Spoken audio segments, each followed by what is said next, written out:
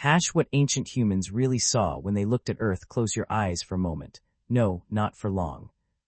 Just long enough to imagine something almost impossible. Imagine waking up one morning. Not in your home, not in your city, not even in your century.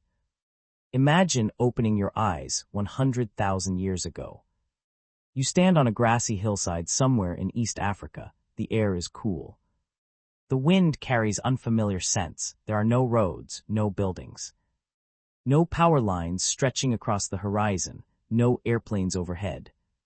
No distant hum of civilization, only silence. And yet the person standing there is you. Your brain is the same. Your eyes are the same. Your curiosity, your fears, your imagination, everything that makes you human already exists. But the world in front of you. It might as well be another planet. The sky looks familiar. The sun rises in the same direction. The moon follows the same path across the heavens. The stars are the same stars we gaze at today, but below that sky, everything else is different. The coastlines are different. The forests are different. The rivers are different. Even the very shape of the continents is different. If you could somehow compare the Earth of that distant age with the one hanging on your classroom wall today, you might struggle to believe they were the same world. And perhaps the strangest part of all, the ancient humans who lived there had no idea they were standing in a version of Earth that would one day disappear forever. Because that's exactly what happened. Entire landscapes vanished. Mountains remained, but coastlines drowned. Vast plains slipped beneath the sea, rivers changed course. Forests advanced and retreated. In countless places where generations of people lived, hunted, laughed, and buried their dead now lie hidden beneath hundreds of feet of water. The world they knew is gone, but for a brief moment in history, it was home. And today, we're going to see it through their eyes. To understand what ancient humans saw, we need to begin with something surprisingly simple. Water, not where it is today, but where it wasn't. Most of us grow up believing the world's coastlines are permanent. We think oceans stay where they are, and continents stay where they belong. But Earth has never worked that way. The planet is restless, it breathes. Over thousands of years, enormous ice sheets grow and shrink, locking away unimaginable amounts of water. When ice expands, sea levels fall. When ice melts, the oceans rise. And around 20,000 years ago, during the peak of the last ice age, sea levels were approximately 120 meters lower than they are today. 120 meters. That single number changed everything. Imagine draining enough water from Earth's oceans to reveal an entirely new world. That's what ancient humans saw. Places we think of as seabeds today were once rolling grasslands, forests, rivers, and hunting grounds. Britain wasn't an island. You could walk from what is now London all the way to continental Europe without seeing the ocean. Between them stretched a vast landscape now known as Doggerland. Picture herds of deer crossing open plains. Picture mammoths wandering beside broad rivers. Picture human families building campfires beneath the stars. For thousands of years, people called that place home. Then the ice melted, slowly, relentlessly. Generation after generation watched the shoreline creep closer. The sea swallowed forests, it swallowed villages, it swallowed memories. Until eventually, Doggerland disappeared beneath the waves. Today, fishermen occasionally pull mammoth bones and ancient tools from the floor of the North Sea, ghosts of a lost country. Proof that entire worlds can vanish, and Doggerland wasn't unique. Across the planet, similar stories unfolded. The Persian Gulf was once a fertile valley. The Bering Land Bridge connected Asia and North America. Southeast Asia formed a gigantic tropical landmass known as Sundaland. Australia and New Guinea were joined together as a single continent. Places separated by oceans today were once connected by open land. Ancient humans walked across territories that modern maps don't even show. Think about that for a moment. The maps in your head, the shapes of continents you've known your entire life, would be completely useless. The Earth itself looked different. And perhaps nowhere is this more astonishing than the journey to Australia.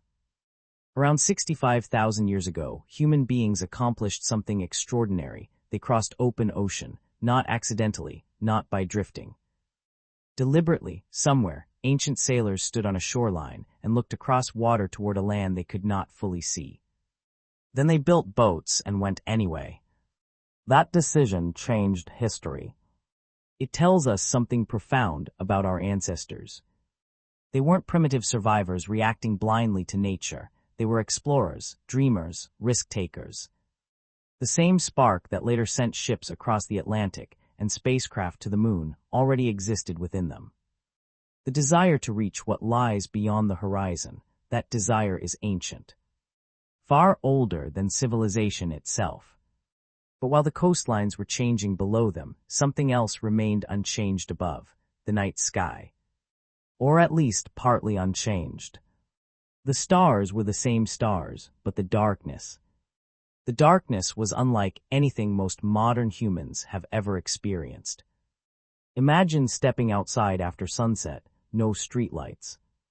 No buildings glowing in the distance, no headlights, no cities, no electricity, nothing, absolute darkness. The kind of darkness so complete that your eyes gradually unlock a hidden universe.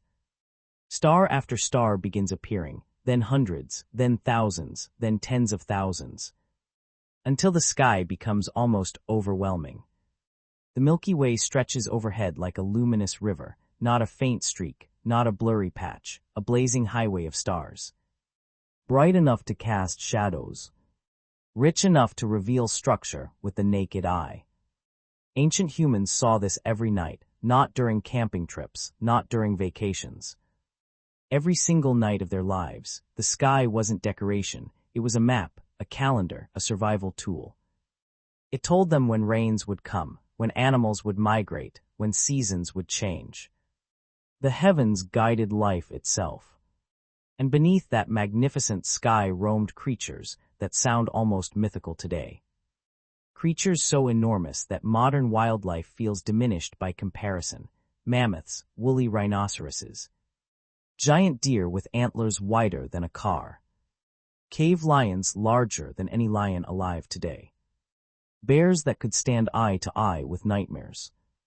Ancient humans didn't see these animals in museums. They saw them in real life, every day. The world around them was louder, wilder, and infinitely more dangerous. Yet it was also breathtakingly alive. A world overflowing with giants. A world that no longer exists. If the night sky made ancient humans feel small, the animals around them reminded them just how fragile they were. Imagine walking across an open plain at dawn. The grass bends beneath a cold wind. The horizon stretches endlessly before you. Then in the distance, something moves. At first it looks like a hill, but the hill is walking, a woolly mammoth, not a skeleton in a museum. Not an artist's reconstruction, a living creature, breathing, moving, watching. An adult mammoth could stand more than 11 feet tall and weigh as much as a modern truck. Its tusks curved outward like giant ivory scimitars. Its footsteps shook the earth. For ancient humans, seeing a mammoth wasn't extraordinary, it was ordinary. That is perhaps the hardest thing for us to understand. The creatures we consider legendary were simply part of everyday life. The world was crowded with giants. Across Europe and Asia, enormous woolly rhinoceroses roamed frozen grasslands. Cave lions stalked prey across the tundra. Massive cave hyenas competed with humans for carcasses. Giant deer carried antlers stretching nearly 4 meters wide. Imagine standing face to face with an animal whose antlers are wider than your living room. Imagine hearing the distant roar of predators in the darkness while your family sleeps beside a fire. The ancient world was beautiful, but it was never safe. Every day demanded awareness. Every sound mattered. Every shadow could mean danger.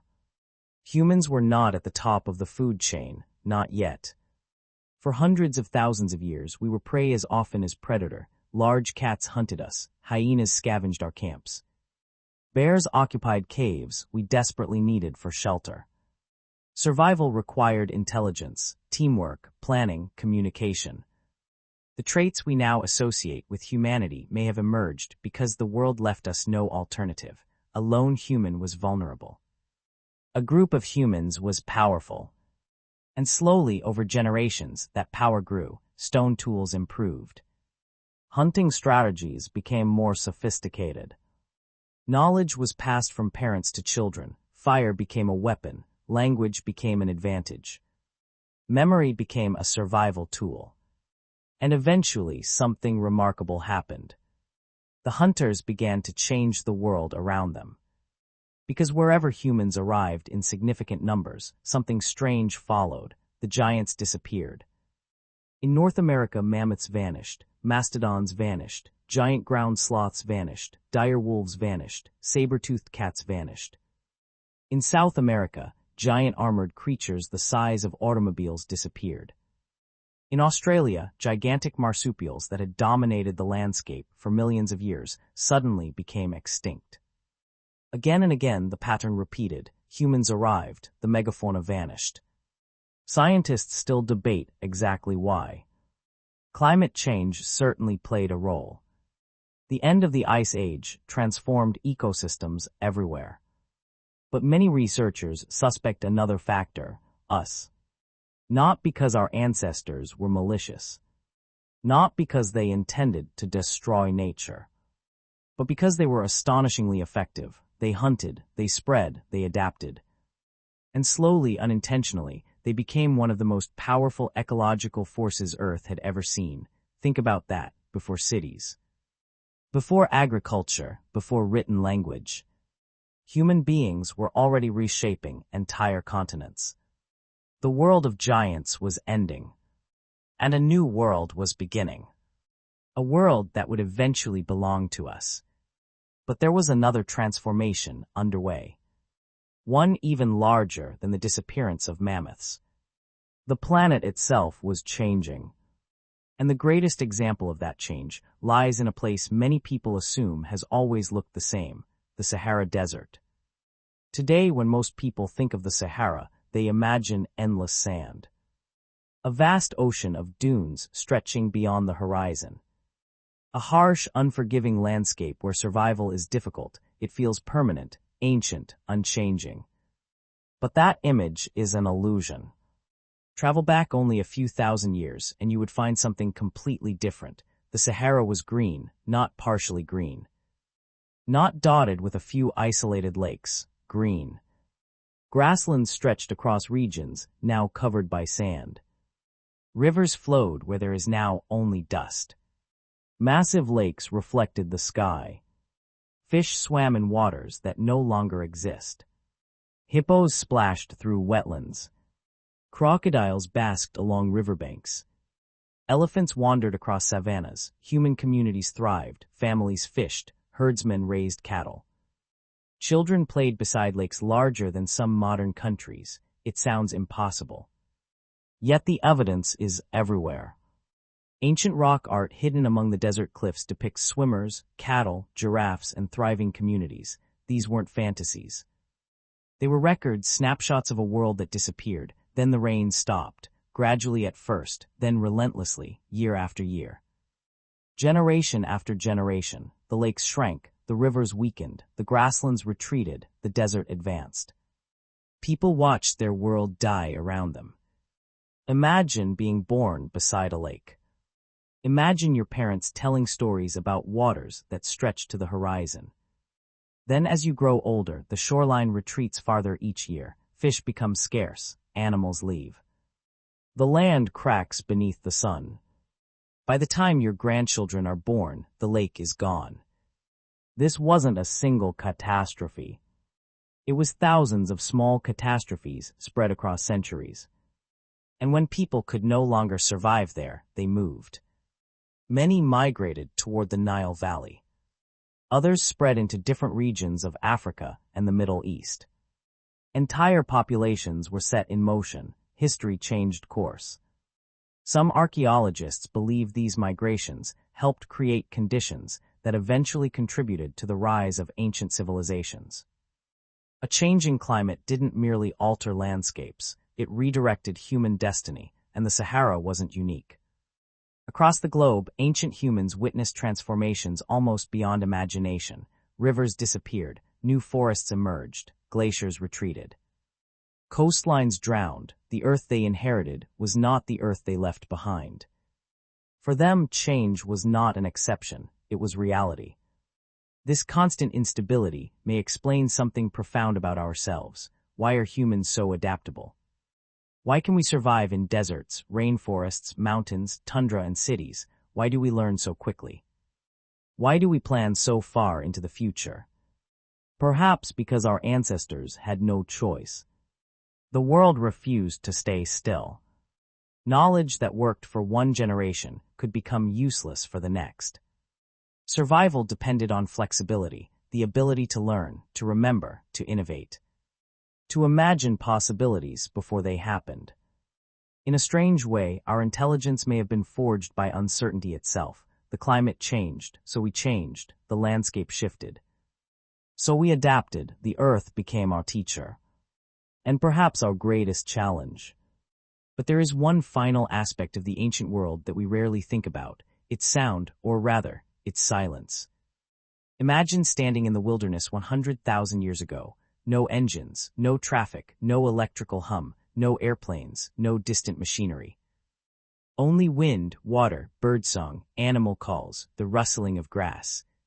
The crack of a branch somewhere in the darkness, every sound carried meaning. A sudden silence among birds could signal a predator. The distant movement of animals might reveal a hunting opportunity. The world communicated constantly, and ancient humans understood that language. They lived inside nature rather than alongside it. They listened to the planet in ways we have largely forgotten. Yet despite all the differences between their world and ours, one thing remained remarkably familiar: wonder. We know this because they left evidence behind, paintings deep within caves, handprints pressed onto stone walls, carved figures, burials carefully prepared for the dead. These are not the actions of creatures concerned only with survival. They are the actions of minds asking questions, minds searching for meaning, minds capable of awe, just like ours. Somewhere beneath the stars, an ancient human once looked across a landscape now lost beneath the sea. They watched mammoths moving across the horizon. They saw the Milky Way blazing overhead. They listened to the wind crossing a world untouched by civilization. And for a brief moment, they felt something we would instantly recognize: wonder. The same wonder that drives explorers across oceans. The same wonder that sends telescopes into space. The same wonder that brought you to this video. Because although the world they saw has vanished, the mind that looked upon it is still here, inside every one of us.